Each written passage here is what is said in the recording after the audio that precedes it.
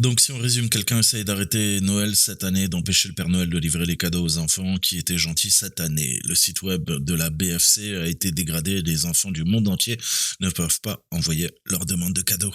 Il y a beaucoup de travail à faire pour enquêter sur l'attaque et tester d'autres systèmes. Les attaquants ont laissé une énigme aux elfes pour résoudre et apprendre qui sont leurs adversaires.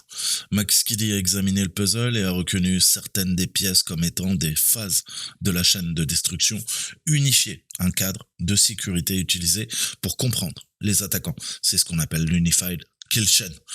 Elle vous a contacté pour les aider à récupérer leur site web, à identifier leur agresseur et à sauver Noël. Alors, on a ce qu'on appelle des security frameworks, des cadres de sécurité.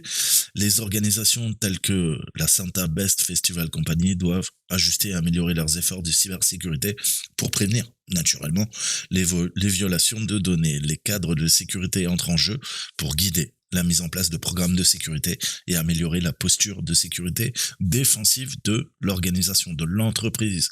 Donc ces cadres de sécurité sont en fait des processus documentés qui définissent les politiques et les procédures que les organisations doivent suivre pour établir et gérer les contrôles de sécurité.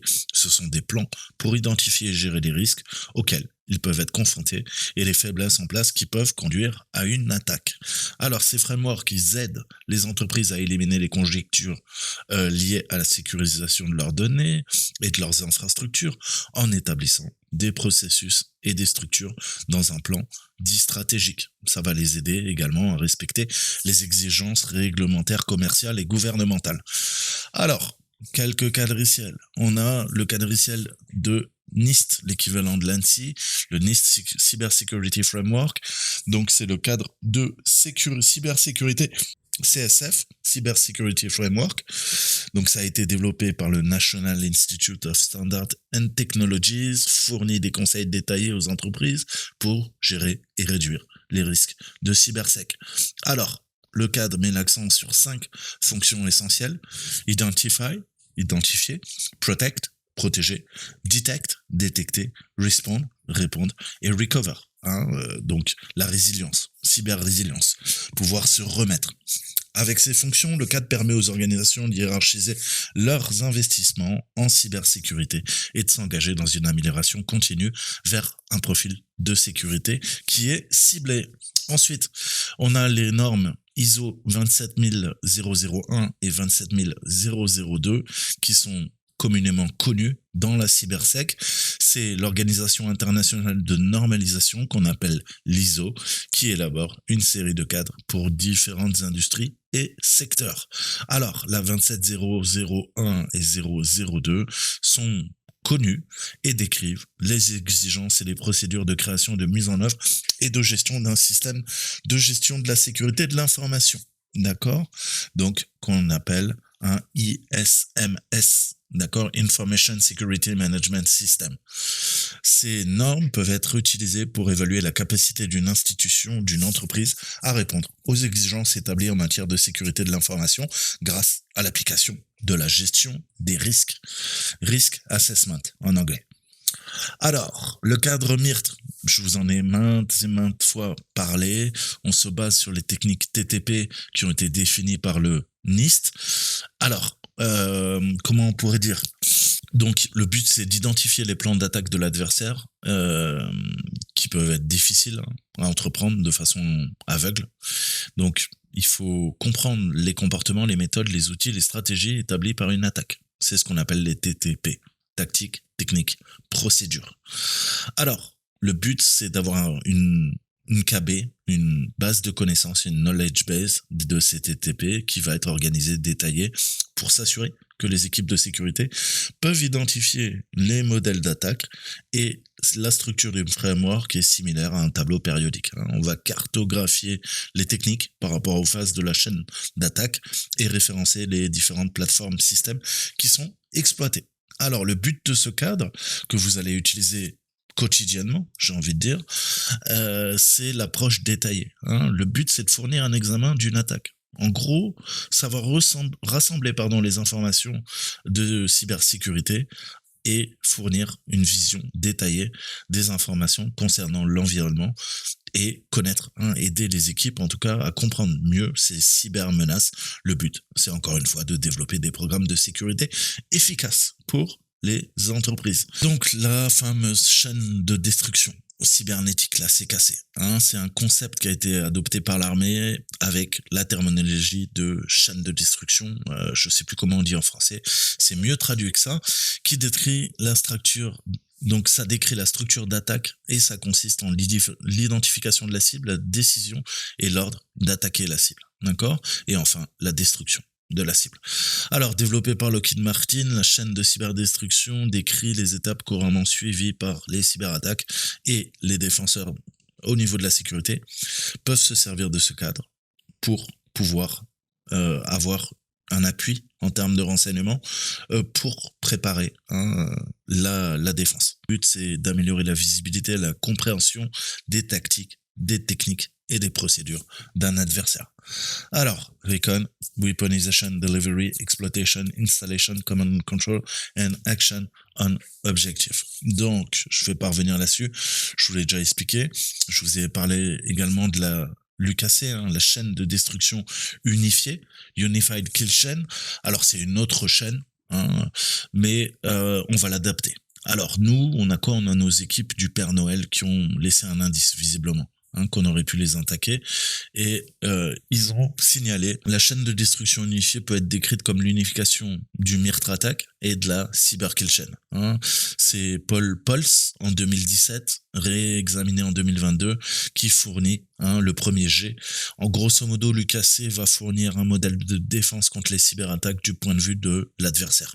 L'UKC propose aux équipes de sécurité un plan pour analyser et comparer les renseignements sur les menaces concernant l'esprit Red Team, c'est-à-dire le mode de travail contradictoire. Je te rappelle, si tu as 9 personnes qui te disent que c'est faux, c'est toi, la 10e personne, de leur prouver qu'ils ont tort, avec des arguments valables. D'accord ?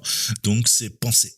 Pensez toujours le contraire. Tes défenseurs pensent comme l'attaquant. L'attaquant pense comme le défenseur. C'est ce travail, ce mode de travail contradictoire qu'on reverra par la suite, puisque, encore une fois, c'est des schémas mentaux, et ensuite c'est une conduite de cet esprit Red Team.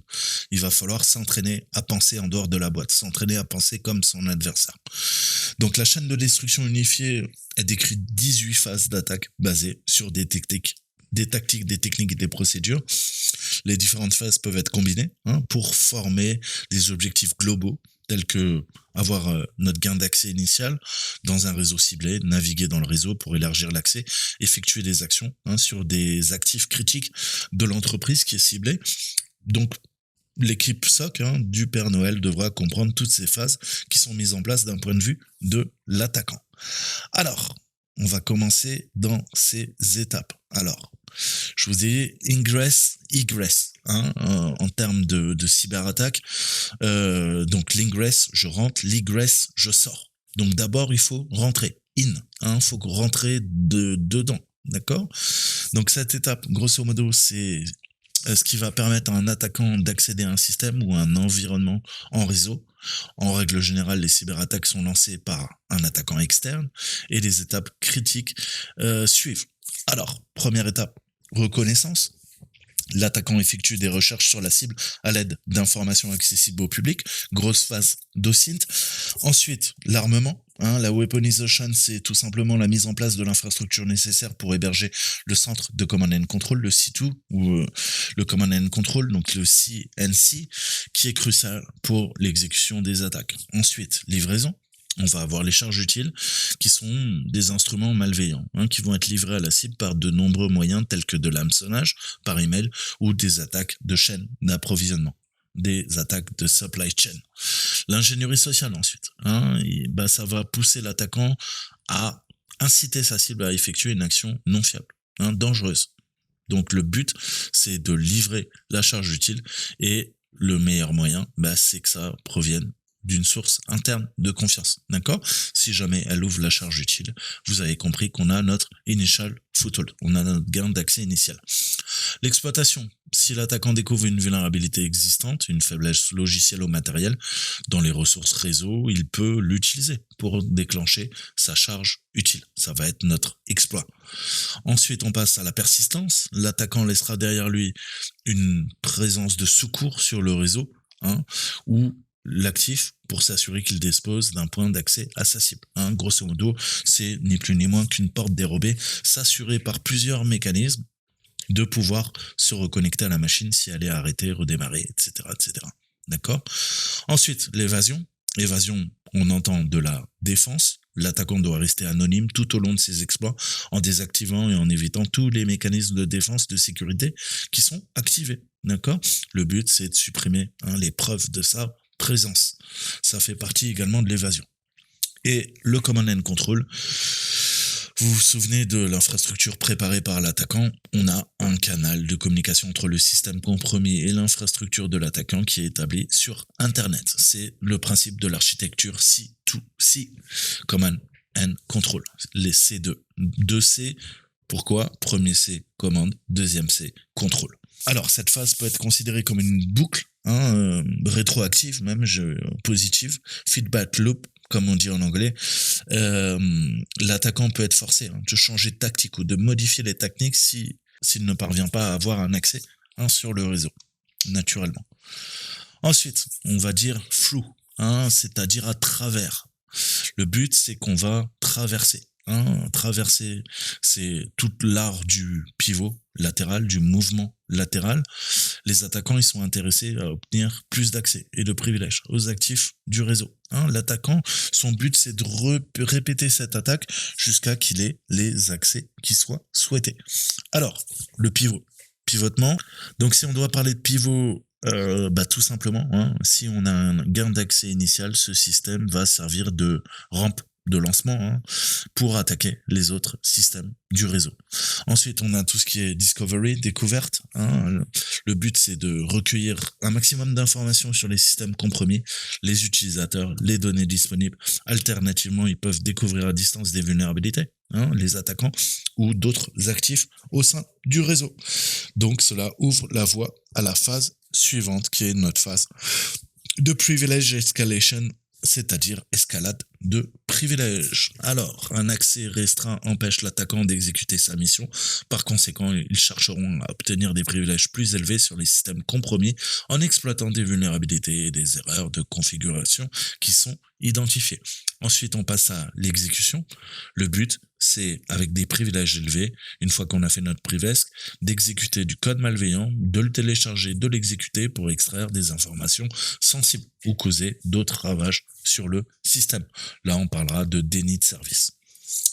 Ensuite, accéder au PI, l'accès aux informations d'identification, c'est une partie des informations sensibles extraites qui inclurait, par exemple, des informations de connexion stockées sur un disque dur ou de la mémoire. Le but, ça va fournir à l'attaquant plus de puissance de feu pour ses attaques. Et je vous en ai parlé, le pivot, qui peut être associé aussi au mouvement latéral, mais le mouvement latéral en soi, c'est à l'aide des informations d'identification extraites, l'attaquant peut se déplacer dans divers systèmes ou stockage de données au sein du réseau, par exemple au sein d'un seul service. Donc là, c'est à conjuguer avec le pivot, mais le pivot fait partie du mouvement latéral, mais le mouvement latéral ne fait pas partie que du pivot. Encore une fois, c'est bien plus vaste quand on parle de déplacement latéral. Donc là, je suis en train de simplifier. On reverra le cassé en détail. Je ne parle pas de l'accès. D'accord ? Alors, bien sûr, l'accès, différents niveaux. Mais là, on va avoir une vision plutôt simple, puisque c'est encore une fois réservé aux néophytes. Ça vous donne les bases, encore une fois, pour comprendre tout cet aspect technique. Et puis la psychologie, après, qu'on a le mindset, l'état d'esprit en tant que rouge ou en tant que bleu lorsqu'on traite des problématiques en infosec, en cybersec. Ensuite, il nous faut notre sortie. Hein. Rappelez-vous, la CIA, c'est pas l'agence, c'est la confidentialité, l'intégrité et la disponibilité. Hein, comment dire en anglais, quand on parle de sécurité de l'information. D'accord? Confidentiality, integrity, availability. Alors, l'argent, la célébrité, l'amour du sabotage, hein, on pourrait dire, c'est ce qui va pousser les attaquants à assumer, hein, et d'exécuter et de trouver des raisons, hein, de faire ces attaques, de les valoriser. D'accord? Donc ça va créer autant de dégâts que possible, et le but pour un attaquant, c'est de disparaître sans être détecté. Alors, on a une phase de collection, hein, de collecte, on pourrait dire. Après avoir trouvé le jackpot, hein, au niveau des informations, des données, l'attaquant cherche à agréger, hein, tout ce qu'il a besoin. Le but, c'est de réunir tout ce qui est confidentiel, hein, au niveau des actifs qui a été compromis, en particulier des secrets commerciaux, des informations financières, fiduciaires, personnellement identifiables, hein, ce qu'on appelle les PII. Bref, tout ce qui devrait être sécurisé au sein d'une entreprise, c'est ce qui va chercher à exfiltrer. Deuxième étape, exfiltration. L'attaquant doit retirer son butin du réseau, hein, son loot, et on a diverses techniques qui peuvent être utilisées pour s'assurer qu'ils ont atteint leur objectif sans éveiller les soupçons, si on parle des attaquants. Ensuite, on a le principe de conséquence, d'impact. Hein. Lorsqu'on compromet la disponibilité ou l'intégrité d'un ordinateur, d'un actif, hein, d'une information, l'attaquant va pouvoir utiliser tous les privilèges acquis pour manipuler, interrompre, saboter. Hein, imaginez la réputation, les dommages financiers, sociaux, comme je vous le dis à chaque fois, dans une entreprise, et elle devra s'en remettre, hein, ne serait-ce que ternir son image de marque. Ensuite, comme dans toute mission, on a les objectifs, hein, les objectifs initiaux qui sont liés à la mission. Les attaquants, ils peuvent avoir d'autres objectifs aussi également à atteindre, qui peuvent affecter, hein, le paysage social, technique, dans lequel les cibles opèrent. Hein. La définition et la compréhension de ces objectifs tendent à aider les équipes de sécurité à se familiariser avec les outils adverses et à effectuer des évaluations des risques pour défendre les actifs de l'entreprise. Ok, donc on a vu un petit peu nos chaînes, hein, nos cyberkill chaînes. On va développer et voir un petit peu maintenant comment aider nos elfes. Donc maintenant qu'on a survolé l'UKC, hein, on doit aider les équipes SOC du Père Noël. Hein. Le but, c'est de les aider à définir les meilleures stratégies défensives, à mettre en œuvre tout ça. Et le but, c'est d'avoir ce qu'on appelle une résilience, une cyber-résilience, c'est-à-dire pouvoir vous remettre au plus vite et le plus rapidement et au moindre coût possible aux attaques, aux cyberattaques. D'accord? Quand est-ce que je peux reprendre ma production? D'accord? Alors, le but, c'est d'aider. Hein. On a un puzzle qui a été laissé. On va regarder, hein, c'est un site statique. Et puis, on va essayer de retravailler sur ce qu'on a vu ensemble et de retrouver les pièces du puzzle qui sont manquantes. Bonjour Père Noël, pendant des années vous avez apporté le bonheur et la joie des millions de personnes dans le monde lors des festivités, des fêtes. Cependant, vous n'avez pas encore été testé et le moment est enfin venu de transformer la meilleure compagnie de festival en quelque chose de grincheux et de misérable. J'ai repris votre site web et votre entrepôt, il est temps de transformer Noël en chaos. Alors, envie de jouer à un jeu pour savoir qui est derrière toute cette misère. Alors, on va démarrer. On va retrouver nos phases, hein, qu'on a vues pendant la CKC. Vous vous rappelez? Quelle est la première phase la plus importante? Je vous le répète tout le temps. C'est la reconnaissance. Ensuite, il nous faut militariser, hein, notre exploit. Parfait. Ensuite, il faut délivrer l'exploit. Hein, on a parlé de l'ingénierie sociale. Ça peut peut-être le faire. Ok. Ensuite, qu'est-ce qu'on a d'autre? Il nous faut, une fois qu'on a livré, passer à l'exploitation. Sauf que là, ça n'a pas l'air de le faire. Ah, d'accord. C'est légèrement différent. Alors, la recherche fait partie de ma demande, trouver des indices dans des sources publiques, des documents simples que je transforme en malware, une pizza, un colis, une charge utile. comme mode d'action, un escroc est le nom de mon jeu, vous incitant à croire à une fausse identité. Les faiblesses sont mes ressources de prédilection. À travers eux, je me fais sentir ma présence. Je suis configuré pour vous permettre de revenir dans le réseau après votre départ. La suppression des preuves fait partie de mon processus. La communication avec le compromis passe par moi. Ok, donc research is part of my ask, finding clues, donc c'est la reconnaissance, ok. La weaponization, il n'y a pas de problème, ça s'emballe bien. Delivery, il n'y a pas de problème. 4, c'est conman. Un con, c'est un escroc, c'est un manipulateur. Donc là, on passe à l'ingénierie sociale. Parfait. Weakness on my go-to resource, through them. Je fais donc pour pouvoir montrer ma présence, j'abuse, d'accord, des peut-être j'abuse via l'exploitation. Ensuite, il faut de la persistance. I am set up to let you back into the network. Ok. Et défense évasion et command and control. Donc, vous voyez, on a les indices, pas bien compliqués. Donc, je suis une langue qui vous permet de partir à l'aventure et d'explorer. On repart dans le délire. Ça sera la Discovery. Donc là, je fais un peu dans le désordre, ce qui me parle. Donc, side to side, machine, we hop. Donc, on fait des sauts de machine de côté. Donc, ça, c'est le pivot. Le launcher access. De découverte. Découverte, nouvelle information, pas de problème. Alors, j'étais une fois un pion, je suis devenu un roi. Privilège, escalation, et on a à voir l'exécution. Voilà. On continue. In your vault, I am. Donc, je suis dans ton coffre. Alors, là, on change un peu l'impact. Donc, on a vu que l'impact, c'est gérer ce qu'on a récupéré au niveau de l'information pour manipuler, saboter, ternir l'image de marque, la réputation. Alors, voilà, 4. Je dirais impact. I export, donc j'ai exporté tous les trésors qui ont été réunis, ça serait l'exfil. Goal, les goals, c'est nos objectifs finaux.